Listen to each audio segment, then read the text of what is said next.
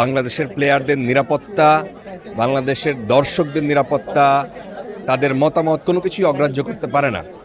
সেই কারণে বাংলাদেশের বেশিরভাগ মানুষই যখন মনে করে যে হ্যাঁ, যেহেতু ভারতে খেলা হচ্ছে এবং তাদের সাথে একটা মানসিক এক রকমের কি বলবো, মানে আসলে শঙ্কার একটা জায়গায় গেছে, একটা উদ্বেগের জায়গায় গেছে। সেই জায়গাটায় আসলে শঙ্কা আছে আমাদের প্লেয়ারদের নিরাপত্তার বিষয়ে, আমাদের দেশের সম্মান সংক্রান্ত বিষয়ে। তো সবার আগে দেশের সম্মান, সেটাকে বিকিয়ে দিয়ে বিসিবির যে সিদ্ধান্ত, আমি সেটাকে সাধুবাদ জানাই। আমরা জানি না আইসিসিতে এই না খেলার ফলে, যদিও আমি একদম খেলার এখনও নাকচ করে দিতে চাই না, আমি চাই বাংলাদেশ খেলুক।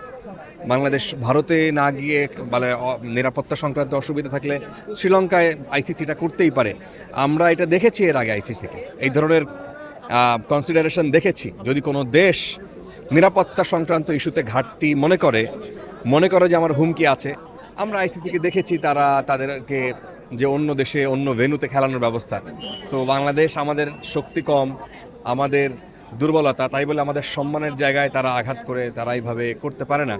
আইসিসি একটা গ্লোবাল প্ল্যাটফর্ম, তারা একটা বৈশ্বিক জায়গায় তাদের অবস্থান, কিন্তু সেই জায়গায় আমাদের কাছে কোনো জায়গায় মনে হয়েছে যে তারা পক্ষপাতদুষ্ট, তারা কোনো বড় দেশের হয়ে তারা সিদ্ধান্ত নেয়, যেটা আমরা আশা করি না আইসিসির কাছে।